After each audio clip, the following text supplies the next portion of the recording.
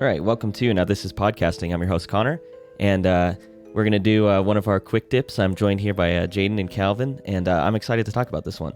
And so it's October. We're continuing to talk about some horror movies, and this one is it's one of my favorites because of how bad it is. I think it's just this really interestingly written film, and it's just awful, but it's like a train wreck that is so worth watching. I think it's amazing. We're talking about Wish Upon. Yeah, I'm so glad that we finally have gotten it too, because when we reconnected last summer, you were talking about have you seen Wish Upon? I want to know your thoughts on it because I know you went to film school and I want to pick your brain, and I had no interest in watching it, so no, I had no. It took me a full year to do that, but every time we sit down, we look at the Wish Upon poster and it's literally in front of my face. Yeah, it just screams like sci-fi budget, daytime movie.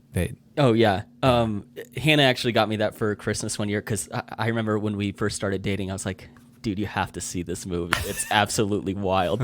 And we really connected and bonded over that movie. And so like Christmas later that year, she got me the poster. So yeah, it's a fixture in the household now, in our little studio we recorded. So that's funny to think of it as like a seminal moment in your relationship. I know, right? I'm kind of worried for your future. In my vows, I'll be like, I knew it was true love when we watched Wish Upon together. That'll be like a refrain throughout all of your vows. I wish upon you until death. Kiddo hands you the rings and the freaking stupid little box they have in the movie. Yeah, then right after that, I also got you a plate full of wontons. Dude, that's so good. So Wish Upon came out in 2017. It was directed by John Leonetti. It had a budget of $12 million, and it made $23.5 million in the box office. Can't we even made money? I would call that movie successful. Yeah, very successful for what it is. Yeah, no, I agree. It's where did they put the $12 million? I was about to say, how did this cost $12 million? Kung Fury is way less than that. And that had neat visual effects. It did. I mean, the runtime's obviously a pretty big difference, but but even still, it's not like if you made the same, you tripled the length of Kung Fury, you're talking about $1.8 million.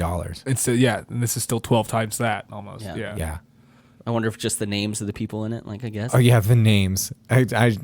Which they aren't even big name actors. Yeah, right? apparently they've done what is it? The girl that plays Meredith McNeil, Sydney Park. She was the youngest to ever perform a comedy routine at Caesar's Palace or something like that. Wow, she's really funny. She's really funny, yeah. And I think that she's actually the strength of the movie. Not really the strength of the movie. If you take all of her bits and put them in a vacuum, take them completely out of the movie, and they're really good. They're really funny. They're just not. They're not good in this movie. Why are they here? Nothing that any of these characters do amount to anything really. And that's what I'm saying. That's why I say interestingly written. It's it's so interesting how these don't feel like real people at all. Nope. Like I said, it's directed by John Leonetti. He directed the first Annabelle film, so he has some chops as a horror director, I guess, if you want to call that a horror movie. I think those movies are terrible too. They're very bad. A lot of the Blumhouse stuff, I'm over. And when we get to Midsommar, he actually criticized Midsommar as not being a horror movie because they didn't understand the aesthetic, which is amazing. Looking at everything that Blumhouse has put out, I was I don't think any of this is quality at all, especially with respect to cinema or even whatever gatekeeping idea of horror you have. It's of low quality. Yeah. I still am glad that he directed this. I think if you want a director to really connect with a cast full of 16-year-old girls, what you do is you hire a 60-year-old white dude to really open them up as actors. That's what you do. It's a great vehicle for giving platform for unheard voices. This was, I think, another big aspect of this film is the writer Barbara Marshall. These two should collaborate on every film they do from now on. When they work together, magic happens, because this movie is just out of fucking control. Nothing is happening is making sense. The dialogue is absolutely wild. I mean, we would need to do a podcast for a couple hours to kind of go through and dissect just everything that's going on here. But this is a little quick one. Yeah. But I just think there's so much craziness happening in this movie that you really my big recommendation is just go and watch it. Like, I do not recommend that. really? Yeah, no, don't ever see this movie. I think it's I wanted to amazing. take my eyeballs out with spoons. Oh man. That would have been a better death scene than Yeah. any of the ones we were treated to. Yeah. No, I just think the dialogue is just absolute gold. Let's talk about the dialogue, because I think that's the best thing. Is like, okay, we have to think like high schoolers. Let's write a bunch of ridiculous innuendos and sexual jokes. Like, honestly, I think the smegma thing is like something like they thought up. Like, let's just have a scene. Like, we gotta fit smegma into this movie Right, it somehow. must have been, yeah. I love that word because I think it's hilarious, and it's one of those like kind of obtuse and obscure references to. It's from Under Cheese. Yeah, exactly. Yeah. Which is, I think it's hilarious in terms of like, because especially when it first comes up in a lot of pop culture references, it's like, wow, I've never heard of something so basic called something like that before, and it's so funny. But I think someone wrote that and was like, hey, this would be great for your teen comedy. I know, right? Yeah, Joey King is the one who gives that line. She plays Claire, like the lead in this. And I gotta wonder, like these Shannon Purser, and then like you said, Sydney Park. Those are like kind of your trio ensemble of friends there. The one's Barb from Stranger Yeah. Things. Yeah, She Barb. doesn't I actually- say anything for half the movie. No, Yeah, she doesn't. Yeah. I don't actually know what her name is in this movie. I just think like, oh yeah, Barb, and it's June. probably Her name's June, and then Sydney Park plays Meredith. Okay. But yeah, you're right. Meredith plays a bigger role, I think, than June does, despite them kind of having the same amount of screen time. Yeah. She almost like never talks in it. It's weird. I honestly think Meredith carries more of the movie than what's her face? Anybody. Claire. Yeah, Claire. I think she is more a part of what makes this movie than Claire is. Like, she's an absolute scene stealer. Yeah. Going back to the lines, I jotted down a couple of my favorites. Oh, me too. The "You Are Smegma" is definitely up there. Yeah, I love too. Ultimate Smegma, I Yeah, think is- ultimate smegma. And she's like, "Oh, do you want me to define ultimate for you too?" I was like, "Okay, I think that's kind of funny." I actually I laugh a ton at this movie, but that was the one line I was like, that's actually kind of funny. Like, Yeah. it's funny because it was actually written as a funny joke. Mm-hmm. Most of the dialogue is written, I think, not to be like funny on purpose. It's funny because it's like, what are you doing? Like, Yeah, the only ones that are written to be funny definitely feel like the ones coming from Meredith. Yeah. right. And then Ki Hong Lee, he plays like kind of one of her other friends. He has that cousin that speaks Chinese. Yeah, Yeah. like what's the payment? Yeah, and that's another one of the best lines is he just like, oh, she's a slut for wontons. What does that Yeah. mean? Yeah, I love Claire's reaction too. She's like, "Oh, I can afford that." Yeah. Ki Hong Lee, Jane, you might recognize him. He was in the second season of Dave. He plays like the Korean kid who's Oh, like, yeah. following Yep. around. And I took a shit in Korea Yeah. scene. Yeah. Yep. He has excellent comedic timing in that show. Yeah, he does. And he's underused in this film. He's Yeah. great. Yeah, he's very good. Another great line is, I think it's by him as well. He's like, "Oh, you dig the multiverse?" Yeah. They have He- like a big conversation says- about the multiverse. And he says it twice, like at the end too, like in the multiverse, which is a weird meta. Like, "Oh, you dig on multiverses?" Like, That's what I'm saying. It's a writer who has no idea what kids talk like. Do you think kids walk around and are like, "Oh man, I just wish I had friends who believed in the multiverse like I do. I wish I could just connect with other youth over the multiverse." yeah, Like, exactly. It's so silly. And whether or not the term McFarts exists, like in another multiverse. God. Another one of my favorite lines is the she wishes for that boy to fall in love with her, Yeah. and they're about to go to that like scavenger hunt thing, and they're like staring into each other's eyes, and he was like, "I was just trying to think of something dope to say before I kiss you." Yeah. Yeah. And he just kisses her. Whoa, man, it's so I will odd. use that in the future. It just seems so odd. Do you guys have any other? Because this is almost like I don't even care about reviewing this movie. I just care about like kind of talking about some of my favorite moments in it, I guess. Yeah, or like the other one when like after she's wished that her dad isn't so embarrassing anymore, and they're sitting on the stairs watching their dad perform an impromptu concert in and June That's is hella just like, embarrassing, yeah. He became more embarrassing. Yeah, Yes, he and, did. and June's sitting there like, your dad is like hot, like sriracha hot. Yeah, Sriracha's not very hot, lady. Like, Sauce, yeah. Yeah, your dad is like hot sauce. That's Like, actually so. Again, bringing up Hannah and why this movie is so important to our relationship. That's actually my name in her phone is Captain Hot Sauce. Because because we watch this movie. I think you'll have to be on the lookout for like if anyone ever shows up in her phone as like just sriracha. And you're like, oh no. There's a new spice in town. Yeah, like I'm being like, who is this? Yeah. There's just there's so much stuff that it's just like it's just baffling. Like, how did this make it into the film? Like, how did a studio like any of this? It's just another it one troubles me. Yeah, and another one from the dude, like when they're in the car and she breaks up with him, and she's like, he's like, "Are you mad?" He's like, "You're smoking when you're mad." Do you have any lines, Jaden? Not necessarily lines. I mean, I one thing I like about this movie, it's the very end. Other than that, I watched it again this morning, and it gave me the option. Obviously you choose unrated or theatrical, and I was like, which one is shorter? Right. And I hate the scene where the dog dies. So. Yeah, I love too when she's like upset, like he dies, and she's like, "Mom gave it to me." Like he didn't have like any value outside of the fact that he was a gift. He's just a thing. Yeah, you're a bitch, dude. Yeah. Honestly, that dog has been in her life longer than her mom was. So oh, I don't goodness know why. gracious! Yeah, like why? Wow. Jeez, Calvin. Yeah, the dog was more important to her development as a human than her mother ever was. And she's like just upset, like, "Oh, Mom loved that dog." Yeah. I do want to bring up one thing about the mom that is maybe some substance to this story that I think they didn't tap into. So, like, the mom is like an artist, and then throughout the movie, Claire's doing all this art, but I think the dad only touches on it like one time. He's like, "Oh, you're doing really good." This like, she was like, "Oh, is it as good as mom's art or whatever?" It's only like one time, but there's like several scenes where she's painting. Yeah. And she has all this art in her room, and it's almost like never talked about.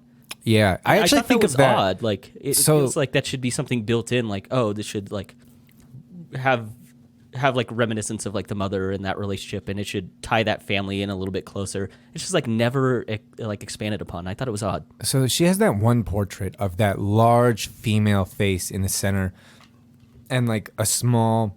It's probably her walking up the path to it. I think that is her mother represented in it, and that painting is in several shots. So that's one. That's the only motif really that I identified that I think is relevant. Right. And it's just like, again, it's like also like the fact that like she had the box. Yeah. What the hell did she wish for? A dog? Okay.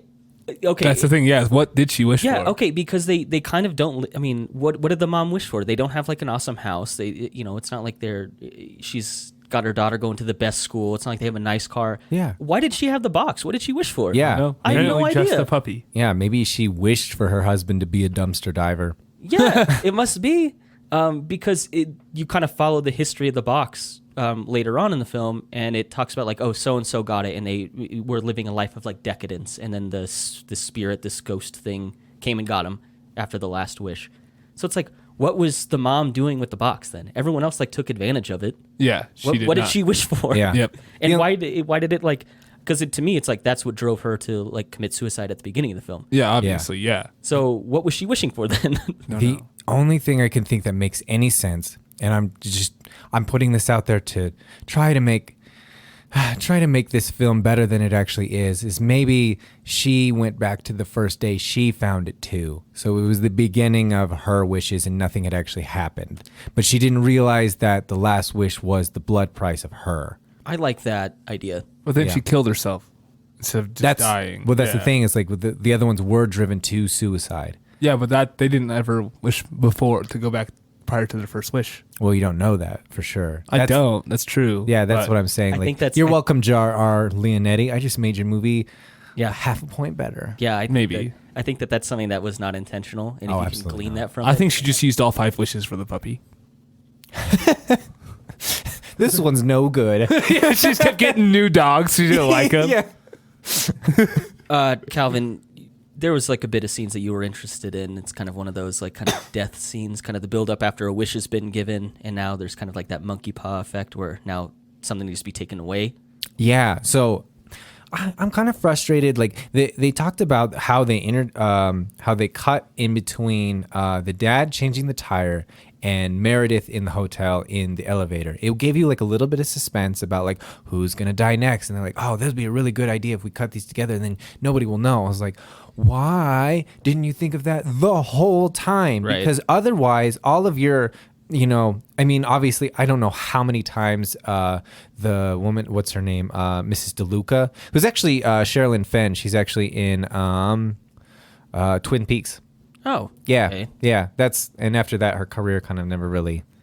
I mean, she's in Wish Upon, so that's. Yeah, But there are clear times where she was like, she absolutely hit the light switch and like, oh no, we got to cut that. Like, oh, for sure. yeah, there's no suspense in any of those. But here it was like it works because of like the elevator stops, like the jack for the car jiggled several times. Like you really didn't know because they were like being so dumb about like how they were setting all of these tension points up that you either one of them could have died or both of them could have died. I wish that was the point of the film. I wish every time it happened you just didn't know who was going to die, because I also love the scene like with Uncle August, and he dies or he hits his head and like, oh, I'm alive. I'm like, and then he like Hits the faucet. he just like gets up like he's never been in a bathtub before. Yeah. I just like all the death scenes running. I was like, when they're writing down the death scenes, like, have you guys ever seen those Final Destination That's movies? literally like, the note I have. Yeah. Yeah. Let's just do that, but a little less good. Yeah. Yeah. I totally agree. And I don't understand the appeal of those films. No, me, they're terrible. Yeah. I won't drive behind a truck carrying a bunch of logs. I'll tell you that much. Yeah, I honestly feel like the Final Destination ones work in a way that for the time they were gruesome and shocking. And I think that Wish Upon needed to push that, like in the way that Suicide Squad 2 did, with some of their overt violence. Like, we really need to turn up the notch, crank the dial on how obscene this is, because otherwise it's just like, it's not even a good story. So I don't know what they thought they were making. The problem is this is PG-13, so you can't really go. Yeah, why? Just make it way So I'd say R. is it really just seems like it should just be on the Disney Channel. That's Almost, yeah, but that's so funny. A Disney Channel horror movie. That's Yeah. exactly what this is. A Disney Channel Final Destination. Yeah. Yeah.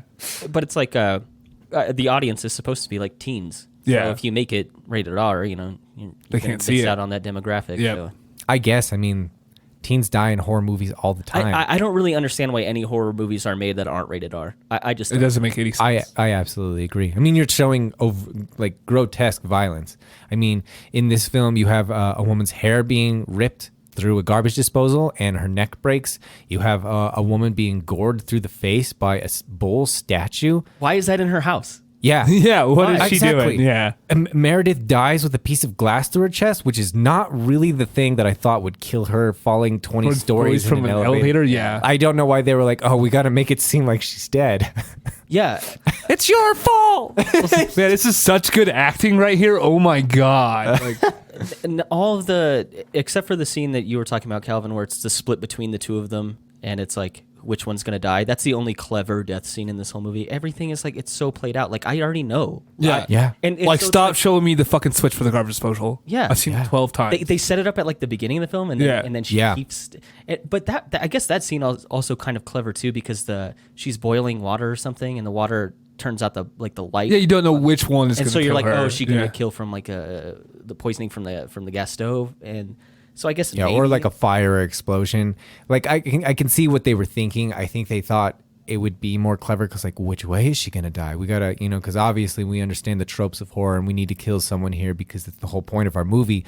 But I don't. I just it went on for so long. It's just like Blade Runner. Yeah, it's just like Yeah. it's not that garbage interesting. disposal scene is so long. Yeah. The fact whole that they time, like, set you up- don't have to do these things this way. Like, lady, I don't know what you're doing. Yeah, the fact that they set up a like garbage disposal camera shot so they could show her hand in the garbage disposal was like, that was unnecessary. I didn't need to like her to see her fishing around vegetables to create suspense out of this. It ruins the suspense. She wastes a lot of no food. suspense. So she does. She chops Just, up so much and shit just puts dumps it in. right in a garbage disposal. Yeah. Like, lady, like, I don't think you're supposed to put that much food in there. I don't know what you're doing. Yeah, I also don't know why she uses the garbage. I mean, maybe I'm in the minority, but I don't use my garbage disposal for that. No, that's like, a lot of just like leftovers I have on my plate, like a little bit after I dump it in the trash. yeah, exactly. But things that I was already going to rinse off, like otherwise I would put them in the trash can. Yeah. That's what I'm saying. Nothing in this movie makes any sense. That's why it's so amazing. Just nothing makes any sense. So we have this lady who's just like obsessed with using her garbage disposal, right? And for some reason, the dipshits engineers of the house put a switch on the counter.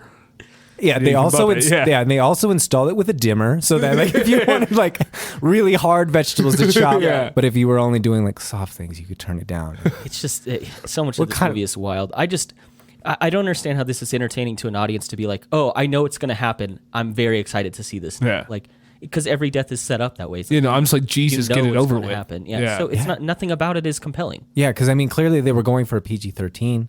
So they already knew that they weren't going to, if they're going for PG-13, then they obviously weren't going to make these deaths pay off. Like after that much screen time, there should be a real payoff for the violence. Like we were sitting here and like it happened slightly differently than we thought it was, but it wasn't like interesting. Nope. So, I mean, the only thing I will say that this film does is, we've talked before on the podcast, like the difference between realism and formalism in film techniques.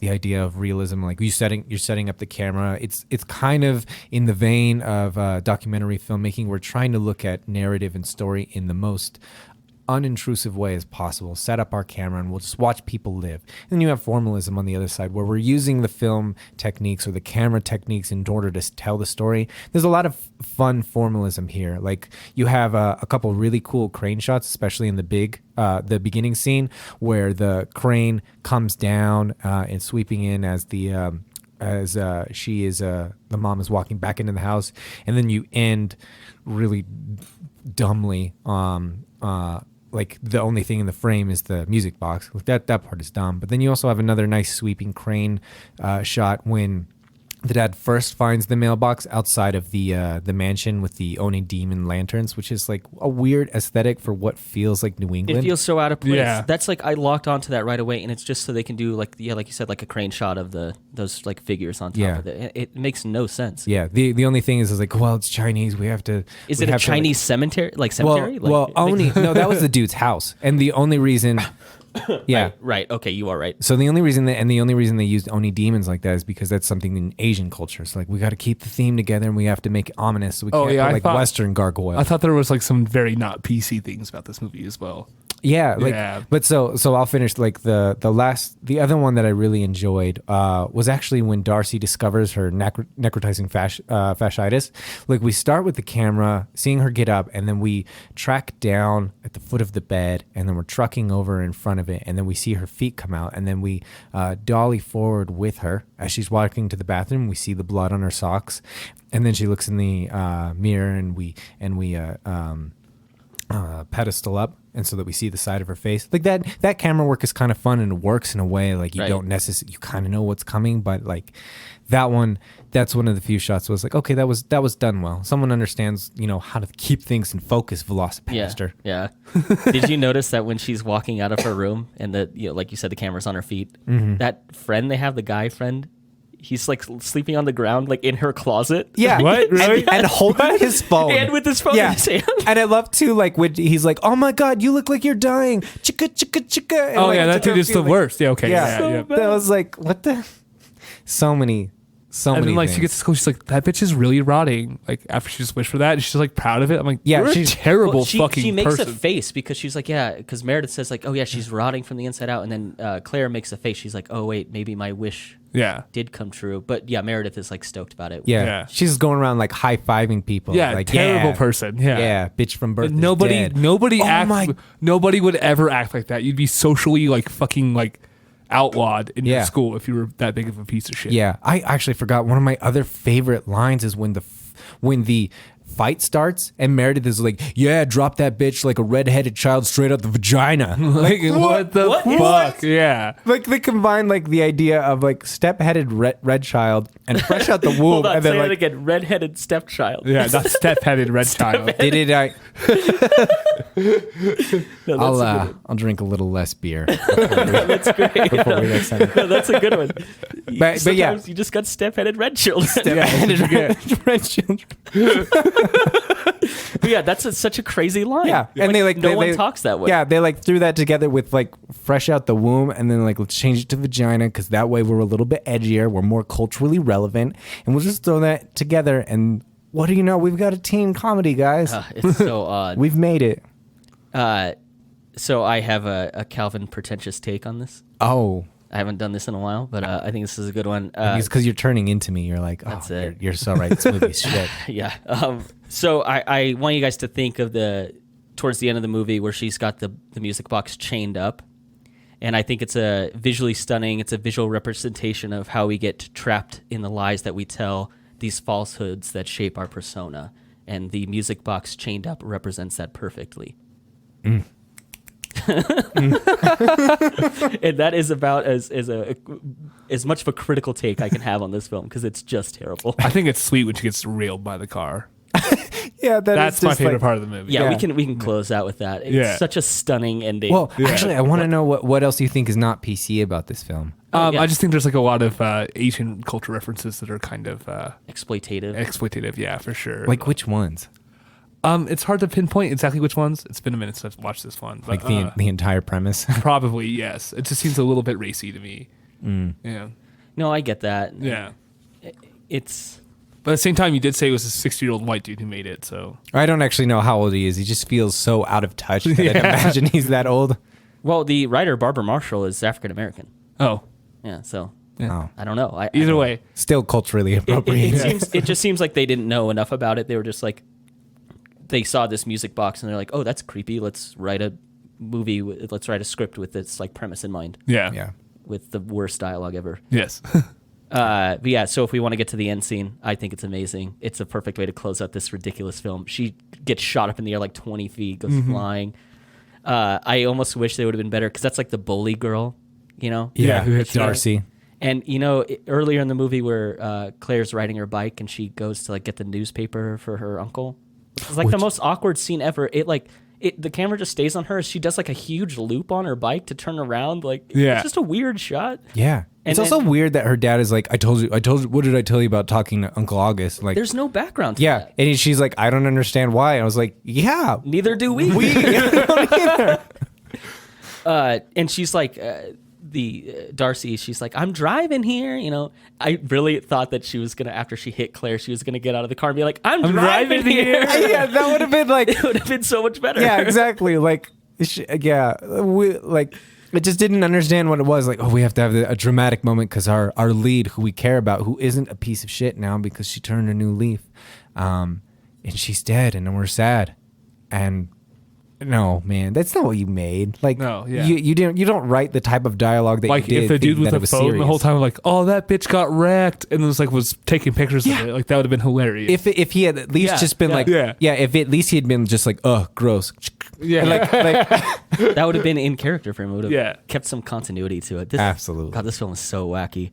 All but right. at the same point, that does make me feel like the girl who's a bully is actually a better person than like Meredith because you mean She- Claire? no, than Meredith. Oh, then Meredith. because Yeah. Meredith, when she got the disease or whatever, it was like, yeah, good for that bitch or whatever, and like she hits the girl, she's like, oh my god, I didn't mean to do that. Like this is a horrible thing. She's able to realize that. Yeah. Yeah. All right. Are we ready to rate this one? Yeah, Okay. I want to do it on malformed mollies. Oh, that's a good one. That's that's the Pokemon Go game that Meredith yeah, plays. it's like the creature she's trying to get because then she becomes like mega monster Master. master. Yeah. Yeah, I love how literally every term in that game is alliteration. Like, yeah. She's like so stoked about it too, and it's because Pokemon Go came out and they're like, this is relevant to teens. Put it in the movie. Yeah. Yeah. Oh, yeah. Fellow kids love Pokemon Go. like yeah. adults like Pokemon Go more than kids. I think you're probably right. You know what? You know what's funny is Pokemon Go actually outlived my marriage. That's like That's rough, dude. not one of my favorite stats, but I've had enough beer that's Hey, man. That's not too bad. We gotta laugh. At It was a good. It was a good competition while it lasted. Pokemon Go outlasted me.